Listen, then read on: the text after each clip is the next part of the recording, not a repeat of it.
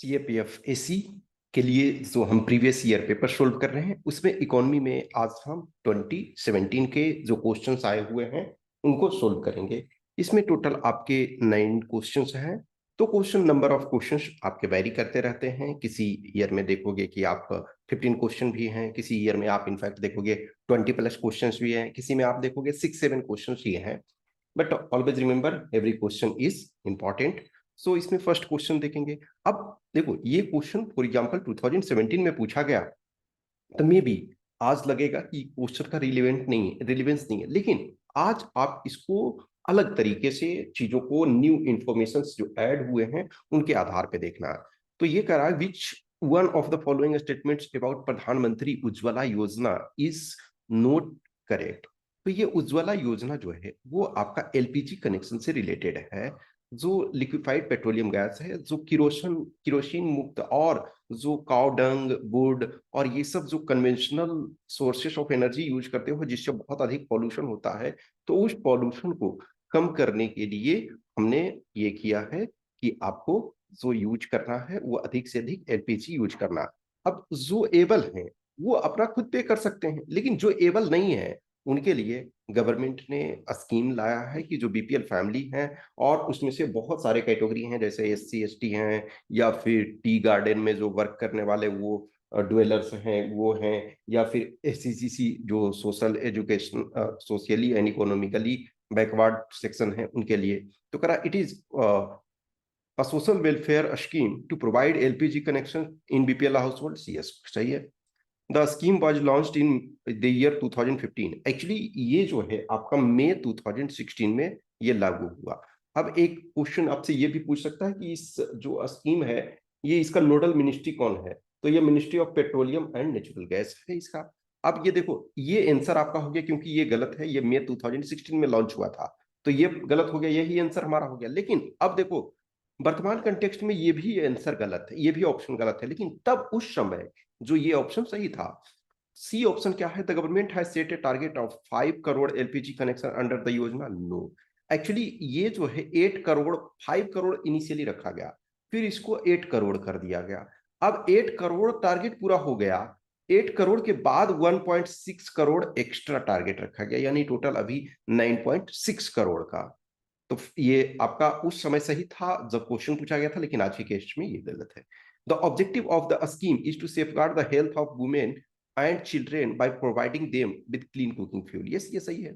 और जो connection name में होता है 18 प्लस ईयर की जो महिला है, वीमेन है, ये उनके नेम से होता है। ओके, सो आपका एज कम से कम 18 ईयर्स होना चाहिए, और जो डिफरेंट क्राइटेरिया है, फॉर एग्जांपल आप एससी एसटी फैमिली से बिलोंग करते हो, या फिर पीएम आवास योजना ग्रामीण के तहत लाभार्थी हो, या अंत्योदय योजना के तहत हो, या अदर जो एससीसीसी के अनुसार हो, तो इसमें बी आंसर हो गया, लेकिन आप ये ध्यान रखोगे। नेक्स्ट है, which one of the following countries has officially recognised bitcoin as a legal payment method since 1 April 2017। अब इस क्वेश्चन में देखो, जो यदि देखा जाए कि legal payment method is different thing और legal currency is different thing. एक ये ध्यान रखो इस चीज से, इसका यही इंपॉर्टेंस है कि आपको हर क्वेश्चन जो आया है उसको आज के कंटेक्स्ट में उसको एक्सप्लेन करना है, देखना है, समझना है। तो एक आपका होगा कि लीगल पेमेंट मेथड हमने एक्सेप्ट किया कि कोई भी पे कर सकता है इसमें, लेकिन एक होता है लीगल टेंडर ऑफ मनी, यानी लीगल करेंसी जो होता है। लीगल टेंडर ऑफ मनी या लीगल करेंसी का मतलब है कि उसको पेमेंट को, मेथड को, पेमेंट को कोई एक्सेप्ट जो है मना नहीं कर सकता है, यानी कि लीगली वो एज ए करेंसी के रूप में है। लेकिन एक अभी जो लीगल पेमेंट मेथड है वो करेंसी के रूप में नहीं है, लेकिन उसको एक्सेप्टेबल मीडियम है। तो जो अभी इस क्वेश्चन में जो जापान है, इनफैक्ट जापान, जर्मनी और बहुत सारे ऐसे कंट्री हैं जिन्होंने लीगल पेमेंट के रूप में एक्सेप्ट कर लिया है, लेकिन लीगल करेंसी के रूप में यानी लीगल टेंडर के रूप में अभी दुनिया में 2 ही ऐसे देश हैं जिन्होंने एक्सेप्ट किया। एक पहला जो है अल सल्वाडोर, जो एक अल सल्वाडोर है, और दूसरा जो है वो एक आपका सेंट्रल अफ्रीकन रिपब्लिक। तो एक अल सल्वाडोर और दूसरा सेंट्रल अफ्रीकन रिपब्लिक, तो दो आपको ध्यान रखना है, तो ए इसका आंसर है। नेक्स्ट, ये क्वेश्चन देखा जाए तो बहुत इजी है यदि आप थोड़ा सा इसमें अवेयर हो तो। एक हमेशा ध्यान रखो, नरसिम्हन कमेटी जो है वो बैंकिंग से है, तो बी का 4 हो गया, तो बी का 4 जिसमें है वो, जिसमें नहीं है वो हटा दो, तो आपके पास अब दो ऑप्शन बचे। और मल्होत्रा कमेटी आप जानते हो इंश्योरेंस से है, तो मल्होत्रा कमेटी आपका इंश्योरेंस से, तो डी का 2 होना चाहिए। तो डी का 2 देखो दो में है, लेकिन एक तो हम पहले ही रिजेक्ट कर चुके हैं, तो अब हमारे पास यही एक विकल्प बचता है। तो रंगराजन, अब रंगराजन देखो बहुत सारे कमिटीज है, इनफैक्ट प्रोबेबिलिटी एस्टिमेशन से लेकर के बहुत सारे कमिटीज हैं जो सी रंगराजन, चक्रवर्ती रंगराजन जो है आरबीआई के एक्स गवर्नर 90 के डेकेड में हुआ करते थे, और डिप्टी गवर्नर भी रह चुके हैं, गवर्नर भी रह चुके हैं, और प्राइम मिनिस्टर एडवाइजरी काउंसिल का, पीएम इकोनॉमिक एडवाइजरी काउंसिल के भी चेयरपर्सन रह चुके हैं। तो जो रंगराजन कमीशन है, इसमें यदि देखा जाए तो ये disinvestment of shares of PSC, और केलकर जो कमीशन है, विजय केलकर जो फाइनेंस सेक्रेटरी हुआ करते थे, और विजय केलकर ही देखोगे कि जो आपके फाइनेंस कमीशन भी है, तो फाइनेंस कमीशन में भी ये चेयरपर्सन ये हुआ करते थे सर। तो 12th फाइनेंस कमीशन के ये लगता है चेयरमैन, या 12th या 13 देख लोगे, एक बार चेक कर लोगे आप, तो उसके भी ये थे। तो केलकर समिति टैक्स रिफॉर्म, तो सी इसका करेक्ट आंसर हो गया। नेक्स्ट का रहा, to which of the following sectors of the economy the activity of agriculture and services belongs to. तो हमारा इकोनॉमी यदि देखा जाए तो इन मेजर 3 सेक्टर्स में बांटा गया है, लेकिन आप एनसीईआरटी का क्लास 12th का देखोगे तो 5 सेक्टर्स भी आपको मिलेंगे, एक क्वाटरनरी और एक क्वेनरी, तो इसको आप भी जानना चाहिए आपको। तो प्राइमरी सेक्टर जो है, प्राइमरी का मतलब क्या है, प्राथमिक, यानी कि प्रकृति से डायरेक्ट उसका जो दोहन कर रहे हैं। तो एग्रीकल्चर क्या है, प्रकृति से आप डायरेक्ट दोहन कर रहे हो, जो आपका एरिया है, जो लैंड है उसको, या फिर फॉरेस्ट से, या फिर जो आप मछली पालन करते हो, समुद्र से आप मछली पकड़ लेते हो, नदियों से आप मछली पकड़ लेते हो, तो क्या प्रकृति के डायरेक्ट दोहन करते हो। तो एग्रीकल्चर क्या है, प्राइमरी। तो प्राइमरी जिसमें जिसमें है तो ये उसको रहने देना है, बाकी हटा देना है। अब देखो सर्विसेज क्या है, टर्सरी में आता है, मैन्युफैक्चरिंग सेकेंडरी में आता है, तो ये हमारा ए आंसर हो गया। अब इसमें से जो क्वाटरनरी वगैरह है, एक तरह से जो रिसर्च वर्क वगैरह है, कुछ कुछ जो रिसर्च वर्क वो, और एक जो एंटरप्रेन्योरशिप टाइप का या अदर कुछ चीजें हैं, वो आपका क्वेंट्री। तो क्वाटरनरी और क्वेंट्री को भी आप एक बार देख लो।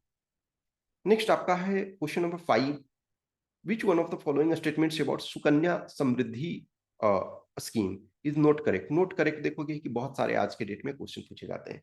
तो कह रहा only parents of girls up to age of 10 years can open such account in their daughters name. Yes सही है। अब एक और ध्यान रखो इसमें कि एक लड़की है उसके लिए एक अकाउंट आप खोल सकते हो, और किसी फैमिली में मान के चलो ऐसा भी होता है ना कि किसी फैमिली में 3 4 5 गर्ल्स हैं, तो आप मैक्सिमम एक फैमिली में, जो जिसको हम हिंदू अनडिवाइडेड फैमिली कहते हैं, तो मैक्सिमम आप 2 अकाउंट एक फैमिली में खोल सकते हो। यदि आपकी आपके घर में 4 बच्चियां हैं, तब भी आप मैक्सिमम 2 खोल सकते हो, 2 के नेम से खोल सकते हो, और एक के नेम से एक होगा। अभी तक का प्रोविजन यही है। इसका कारण क्या है कि हम दो, हमारे दो की पॉलिसी हम अपनाते हैं। आप ऐसा नहीं है ना कि बेनिफिट लेने के लिए आप अनलिमिटेड चीजों को, अनलिमिटेड बच्चे पैदा कर रहे हो, तो ये भी एक तरह से उसको डिस्करेज करने के लिए कि आप ज्यादा बच्चे पैदा ना करें। तो ये आपका सही है। नेक्स्ट है, contributions are eligible for tax benefits under section 80C of income tax act. यानी कि जो आप, फॉर एग्जाम्पल क्या होता है कि सपोज आपका इनकम 10 लाख रुपीज है, तो आपको इनकम टैक्स पे करना पड़ता है। तो यदि इसमें जितना आप इन्वेस्टमेंट कर रहे हो, तो वो आपका टैक्स डिडक्शन में, यानी कि उस इनकम को इनकम में कैलकुलेट नहीं होगा, यानी उस पर आपको टैक्स नहीं देना पड़ेगा। तो ये होता है। अब next, interest earn there on is exempted up to RS 1500 per annum. Actually ये कंसेप्ट यहाँ नहीं है, ये आपका गलत है। इसमें है maximum of 1.5 lakh per annum can be invested in this account. Yes सही है। और ये ध्यान रखो, मिनिमम भी आप आपसे पूछ सकता है, तो मिनिमम जो है 250 पर मंथ, क्योंकि हर के पास 1,50,000 नहीं है ना पर एनम का इन्वेस्ट करने के लिए। छोड़ दो, इनकम तो ऑब्वियसली बहुत ज्यादा होगा, तभी आप 1.5 लाख पर एनम इसमें इन्वेस्ट करोगे, लेकिन मिनिमम रखा गया कि 250, आप 250 से कम नहीं कर सकते हो जो पर ईयर। तो 250 यदि आप करते हो तो क्या है, एक तरह से 21 रुपी करीब पर मंथ पड़ता है, तो लेस देन 1 रुपी पर डे, तो आप उसको कर सकते हैं। तो सी इसका गलत है। नेक्स्ट आपका क्वेश्चन नंबर 18। अब देखो ये जो है एक्चुअल में कि ये 2017-18 का बजट का है, तो ये हमारे लिए कोई इंपॉर्टेंट नहीं है, लेकिन इसके कुछ चीजों को हमको ये जानना है, कुछ चीजों को हमको समझना है। तो ये कह रहा है कि presentation of budget advance to 1 February to enable the ministries to operationalize all activities from the commencement of the financial year। आप देखोगे कि 2017-18 के पहले वाले जो बजट थे वो लास्ट डे ऑफ फेब में प्रेजेंट होता था। तो लास्ट डे ऑफ फेब में प्रेजेंट होता था, तो बजट जब प्रेजेंट होता है उसके बाद डिफरेंट जो कमिटीज होती हैं उनको वो चेक करती हैं कि क्या ये डिमांड जायज है, बहुत सारे, फिर उसके बाद वोटिंग कराया जाता है, बहुत सारे प्रोसेस हैं, डिस्कशन, और तो उसमें टाइम लगता है। तो अब क्या है कि जो आप फरवरी एंड में कर रहे हो तो आपके पास जस्ट 1 मंथ से टाइम बचता है, क्योंकि 1 अप्रैल से आपके पास न्यू फाइनेंशियल ईयर स्टार्ट हो जाता है। तो आपके पास फिर जो एक्स्ट्रा फंड लेने पड़ते थे, ओके, लेकिन अब जरूरत नहीं है। मान के चलो, या तो आप कंसोलिडेटेड फंड ऑफ इंडिया से लोगे या कंटेंजेंसी फंड से लोगे कुछ चीजों के लिए, तो अब उसकी जरूरत नहीं है। ये जो है प्रॉपर फॉर्मल रूप से ये चले। तो ये कह रहा कि प्रेजेंटेशन ऑफ बजट एडवांस कर दिया गया कि उसी ईयर में पास हो जाए और नेक्स्ट ईयर से जो है वो प्रॉपर लागू हो जाए, तो ये सही है। नेक्स्ट है merger of railway budget with general budget to bring railway to the centre stage of government fiscal policy, yes, ये भी किया गया। अब एक देखो, सो 1924 है, वो फर्स्ट ईयर था जिसमें रेलवे बजट को सेपरेट बजट के रूप में पेश किया गया। वो आपका ये भी क्वेश्चन कभी कभी पूछता है, एकवर्थ कमेटी के रिकमेंडेशन पे। एकवर्थ कमेटी जो था वो 1921 में इसको गठन किया गया था, लेकिन इसमें ऑब्वियसली जब गठन करते हो तो वो स्टडी करता है, रिकमेंडेशंस देता है। तो 1924 ऐसा था जिसमें first time separate budget railway के लिए और जनरल बजट पेश किया गया। इसका कारण क्या था ना, कि उस समय के बजट में रेलवे का कंट्रीब्यूशन बहुत ज्यादा था, इनफैक्ट 70% तक कंट्रीब्यूशन रेलवे का था। लेकिन आज जो है वो नेग्लिजिबल है। तो आज जो जरूरत फेस किया गया कि चलो रेलवे बजट को गवर्नमेंट में मर्ज कर दें, तो अपना चीजें मैनेज करना सही है।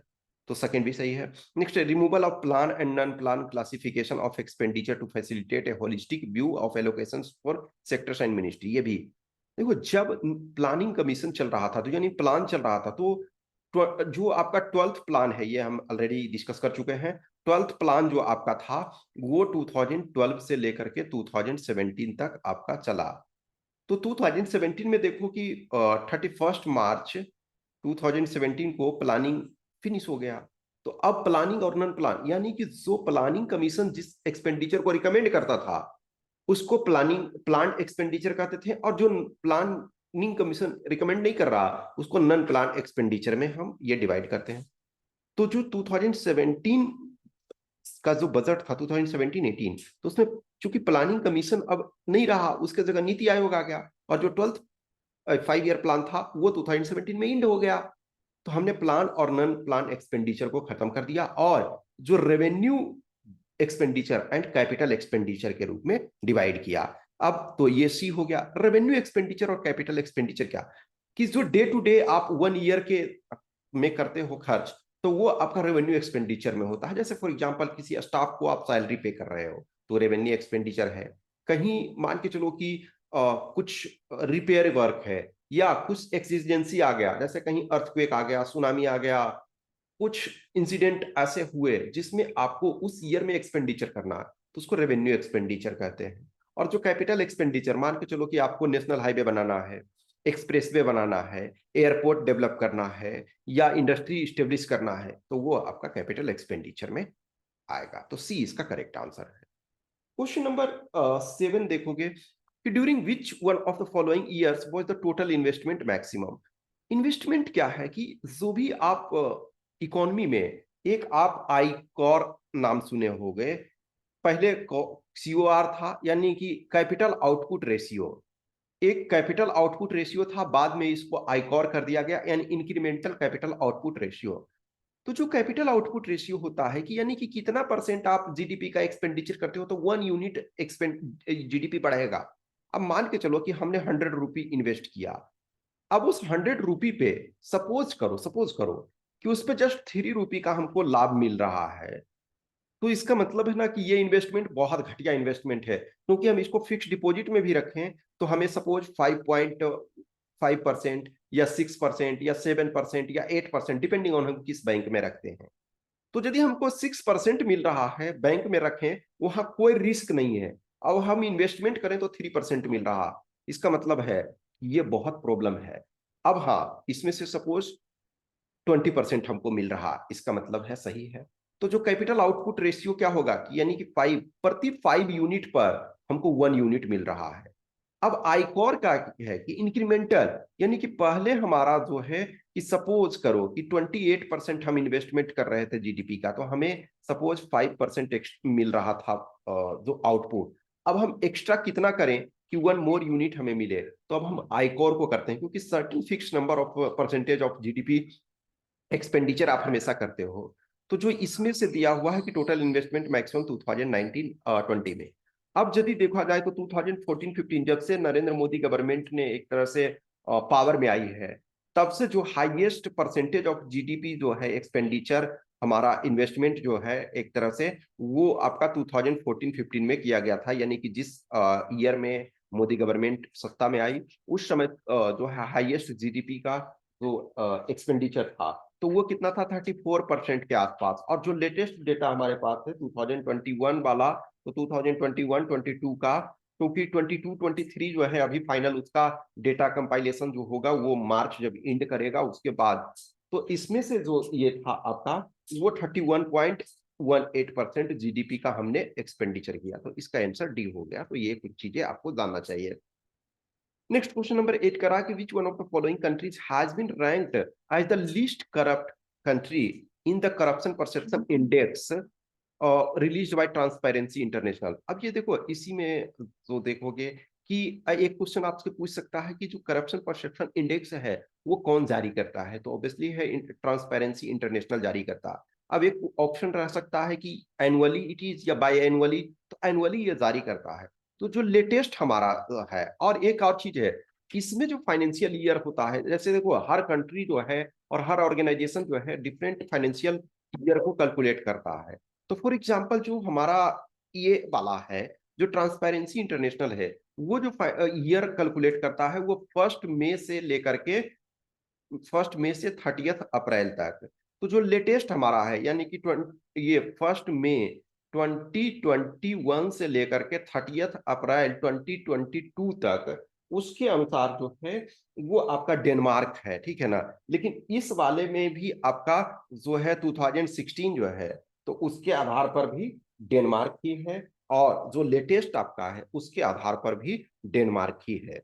अब सेकेंड रैंक यदि देखा जाए तो आपका फिनलैंड है, थर्ड रैंक पे देखा जाए तो न्यूजीलैंड है, फोर्थ रैंक पे देखा जाए तो नॉर्वे है, फिर सिंगापुर है और फिर स्वीडन है। तो डेनमार्क इसमें भी फर्स्ट है 2016 के अनुसार भी, और लेटेस्ट जो है। लेकिन आपका जब एग्जाम होगा तो ये चेंज होगा, तो मे भी डेनमार्क ही हो सकता है, लेकिन हम श्योर नहीं कर सकते हैं ना, तो आपको उसके आधार पे देखना है। नेक्स्ट और लास्ट क्वेश्चन इस ईयर का कि द यूएस प्रेसिडेंट इन 2017, सब डोनाल्ड ट्रंप देखोगे कि 2017 में यानी 20 जनवरी 2017 को डोनाल्ड ट्रंप ने प्रेसिडेंट पद का ओथ लिया, हैज साइंड।